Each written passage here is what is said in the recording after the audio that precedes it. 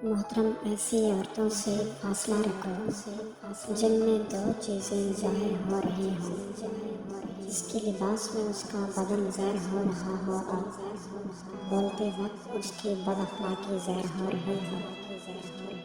جو عورت چہرے پر زیادہ بھاپ لیتی ہے وہ جلتی بری نظر آنے لگتی ہے۔ جس عورت کو تھوڑا سا کام کر کے تھکاوٹ ہو جاتی ہو، روزانہ 4 کھجوریں کھائے۔ جو عورتیں دوپہر کے وقت زیادہ سوتی ہیں وہ جلدی بوڑھی ہو جاتی ہیں، اس لیے دوپہر کو بس کچھ دیر سونا چاہیے۔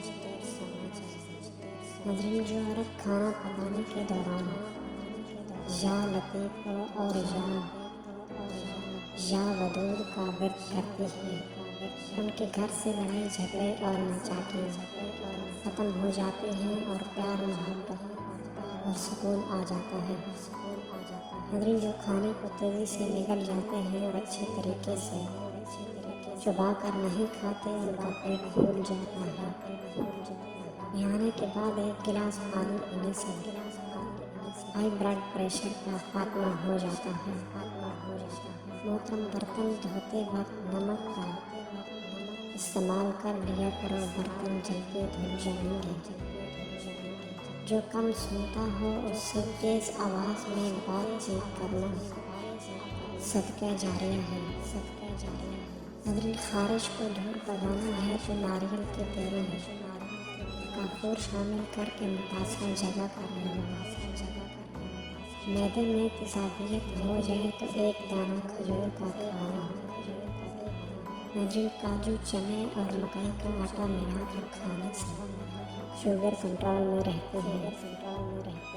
محترم، کھانا کھاتے ٹائم بھوک لگتی ہو تو کھانے سے پیچھے ہٹ جاؤ، تمام بیماریوں کا علاج ہے۔ ادرک کو بھون کر کھانے سے جوڑوں کے درد میں آرام ملتا ہے۔ ناظرین، جن لوگوں کا ہاضمہ ٹھیک نہ رہتا ہو ان کو روزانہ گنے کا رس پلاؤ۔ محترم، کیا آپ کو معلوم ہے کہ سمندر کی تہہ میں اتنا سونا موجود ہے کہ اگر یہ زندہ انسانوں میں بانٹا جائے تو ہر انسان کے حصے میں 4 کلو سونا آ سکتا ہے۔ کھڑے ہو کر نہانے والی عورتوں کے بدن کی جلد ڈھیلی ہو جاتی ہے۔ تیز چلنے والے انسان تیز دماغ ہوتے ہیں۔ ناظرین، رات کے وقت پیٹ پر تکیہ رکھ کر سونے سے قبض سے نجات مل جاتی ہے۔ سوڈے والے مشروب زیادہ استعمال کرنے سے دل کمزور ہونے کا خدشہ ہے۔ محترم، جن لوگوں کے ناک کے بال بڑھتے ہوتے ہیں وہ بیماریوں میں گرے رہتے ہیں۔